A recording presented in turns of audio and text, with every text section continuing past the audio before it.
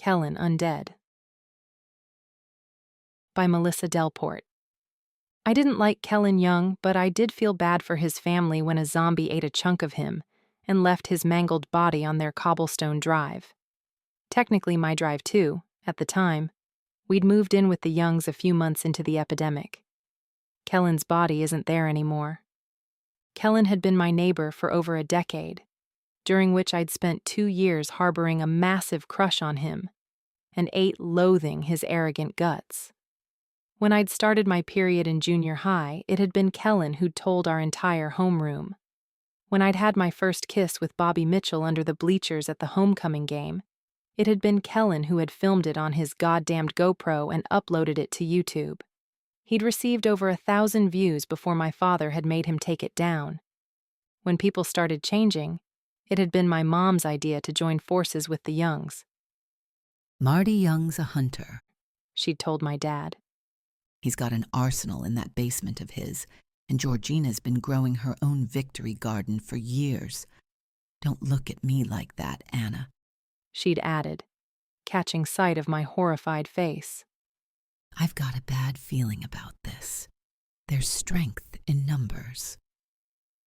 I'd never held much stock in my mother's intuition, not since she'd suspected my father of having an affair only to discover the woman he'd been meeting every Tuesday evening was a dance instructor, whose services he'd enlisted to surprise her on their 25th wedding anniversary.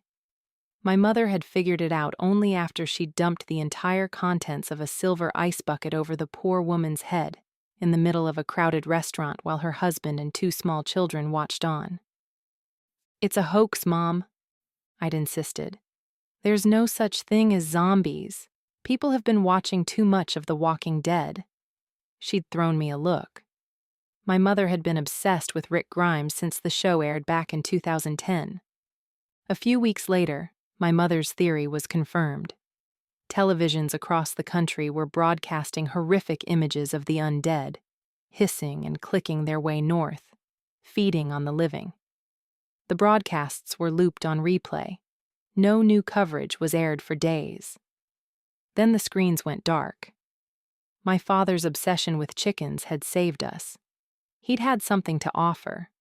Marty Young, who used to invite us round for a barbecue every Friday afternoon during the summer months, met us at the fence with a rifle and a snarl. My father had offered the chickens as an ongoing protein source in exchange for cohabitation. We had meat, eggs, and vegetables. Marty had a dozen guns. We would survive, at least longer than most.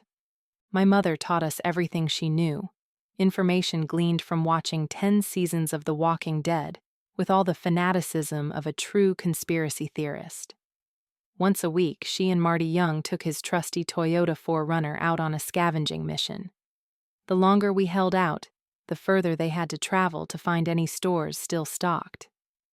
My mom came back every single time, barring one. Marty had returned short of breath, blood on his hands. He'd babbled for hours that he'd had no choice. She'd been severely bitten, had lost consciousness by the time he'd managed to drag her out of the store. I'd told him to pull himself together. It's what she would have wanted. After that, my father just sort of resigned from living. His heart still pumped the blood through his veins, but he wore a vacant look and lost interest in everything but the chickens. I'd catch him talking to them, using the pet names he'd always reserved for my mother. I'd catch Marty and Georgina whispering about what to do with him.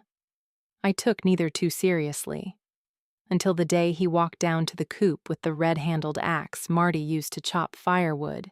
He'd killed 1/3 of the chickens by the time Marty tackled him to the ground. He stays in the basement now, wrists and ankles bound. He doesn't talk much, according to Georgina. I wouldn't know, I don't ever go down there. The day that Kellan died, we'd been harvesting runner beans in the front garden, when Kellan spotted movement beyond the fence. A quick scan of the road showed a young kid, about 10 or 11, wandering past the house. He was alone, missing one shoe and a set of parents. "We have to help him," Kellan murmured. I'd told him to shut up and get back to work. We'd had more than one encounter with the outside since our siege began, and none had turned out well. The blonde teen with the Latin tattoo on his forearm had tried to wrestle the rifle from Marty's grasp and been gut-shot in the process. And the young couple from 2 blocks over with the bawling infant had made off with half of Georgina's bell peppers and an entire crop of corn. He's a kid, Anna. Kellan had spat at me in disgust. We can't just leave him out there. He's another mouth to feed. I snapped off a bean with far more force than necessary. So were you. He retorted. We had something to contribute. What's that kid got? Kellan ignored me. I'm going out there. Keep a lookout. No, Don't be such a bitch. he hissed, but he didn't check to see if I'd do it. Instead, he carefully scanned the length of the street he could see, and then slipped out of the front gate. I waited about 12 seconds before I got to my feet with a low curse. 12 seconds was all it took for Kellan to go from annoying neighbor to zombie fodder. By the time I'd peered over the fence, the walking corpse had rounded the bend at the near side of the drive, and by the time Kellan had reached the boy, she was almost upon them. I yelled a warning, but it was too late. I'd never figured Kellan for the heroic type, but I'll give him this. He could have saved himself. When he whirled around to find that dead bitch lunging for him, he had a second or two to move, to throw himself out of her way and sprint back to the house. That would have left the boy behind him exposed, but it's still what I would have done. Instead, Kellan used that minuscule amount of time to seize the boy and shove him out of the way. His cry of Run. was cut off abruptly, and the boy only watched, frozen in terror, as his savior's throat was torn apart. It was the sheer heroism of Kellan's final act that prompted me to move. I darted through the gate, seized the boy by his waist, and hoisted him over my shoulder. By the time Kellan's carcass hit the gravel, we were safe behind the fence, my lungs sucking on empty, and my hand clapped over the boy's mouth to plug his screaming. He'd died less than 24 hours later. I hadn't noticed the bite, but Marty had taken one look at the infected wound and given the boy a swift end. I'd never told Kellan's parents the truth about what had happened, but the guilt ate away at me, day by day, and I knew deep down there was only one way to make it right. Kellan had a younger sister, Rebecca, spelled with a K for kleptomaniac. A year younger than Kellan and I, she'd been pinching my toys for years, until she grew out of them. Then she'd turned her attention to my boyfriends instead. She'd started dating Bobby Mitchell the week after the YouTube video aired. She and her brother were as bad as each other and, in my mind, determined to ruin my life. When Kellan joined the Undead, however, something shifted between Rebecca and me. Without Kellan, she looked to me for companionship, to fill the brotherly-shaped hole he had left behind. Rebecca needed toughening up. She'd been spoilt and mollycoddled by her parents and Kellan her whole life. I taught her how to feed the chickens, how to boil the rainwater that collected in the barrels Marty had attached to the downspouts, how to bottle it and seal the caps to prevent contamination. I taught her to keep still and silent when watching the undead through the cracks in the fence so she would go unnoticed, and not draw any unnecessary attention. And I taught her how to kill them, just like my mother had shown me. Hour after hour, I made Rebecca jab and hack at the feather-filled pillowcase I had stuffed and tied as a makeshift zombie head. The method of killing differed according to the weapon she had at hand. A screwdriver was for jabbing, an axe for swinging. Decapitation was preferable, but not always possible. A gunshot to the head would do it, but the noise might attract others. Silence was our best defense. The undead who wandered past the house never made any effort to get in. It was a cold and wet Thursday afternoon, almost a year after the outbreak, when I saw him again. His alabaster skin seemed to hang from his bones, and his dark hair had matted into clumps, but I recognized him. He was still wearing the Post Malone t-shirt he'd been wearing the day he died, but it was covered in filth, dried blood and gore smeared across most of the band's name. I watched him for over an hour. I'd sent Rebecca inside earlier, with strict instructions to get warm and dry. She'd developed a hacking cough, and the icy weather would do her no good. I'd need her when I made the next supply run. A distraction could mean the difference between life and death. The undead Kellan walked with a limp, like all the others. His eyes were milky, his tongue bloated and black. I had waited months for the opportunity, but when it finally presented itself, I hesitated. What if he was still in there?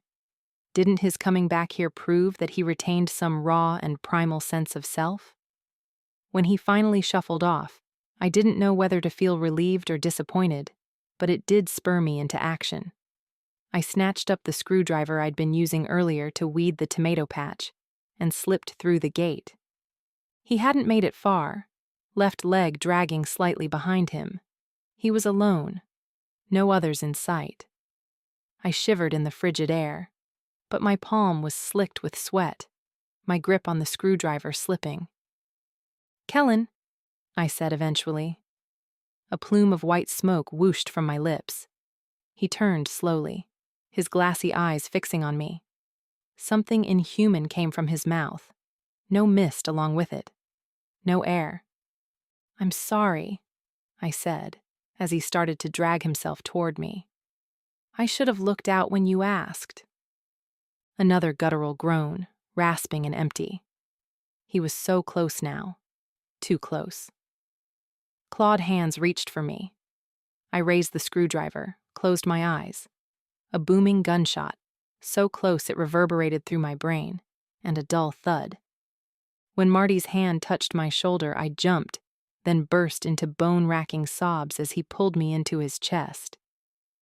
"It's not your job," Marty murmured into my hair. "You're the kid here, Anna. And I know your mom's gone and your dad's, well, gone too, I guess. But I'm still here. I take care of you. You got it?" I nodded, my cheek grazing the rough fabric of his jacket. "It's my fault," I mumbled, the words clawing their way out of my mouth, leaving a lighter space where they were. "It's my fault he's dead. I was supposed to look out for him."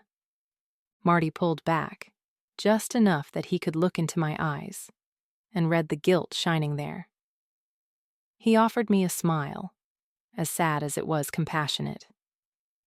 "The same could be said for your mom, Anna. None of this is our fault. It just..." He paused, his eyes falling to his son's corpse. "It just is," He finished. He released me then, keeping one arm around my waist in a protective gesture, drawing me close to his side to shield me from any danger. It was a paternal gesture, but I sensed he drew comfort from me as much as I was drawing it from him. He had lost a child, and I was without parents. We were a perfect fit. He made only the slightest of grunts as the screwdriver pierced his stomach, an astonished inhale of breath as I twisted it savagely, tearing through muscle and flesh. When his hands came up, I stepped away, out of reach, but he only clutched at his bleeding abdomen with a look of stunned disbelief. I left the screwdriver. There were more back home, and I didn't want to have to dispose of the evidence. Rebecca was coughing when I entered the house. Through the kitchen window, I spied Georgina tending the beets. I knew the guilt would come, but it wouldn't change what had happened, or the choices I'd made. We were down to only half our chickens, and would lose at least 60% of our crop in this freeze. I didn't know how much longer we could hold out, but one thing was certain. At the Young house, we still had too many mouths to feed.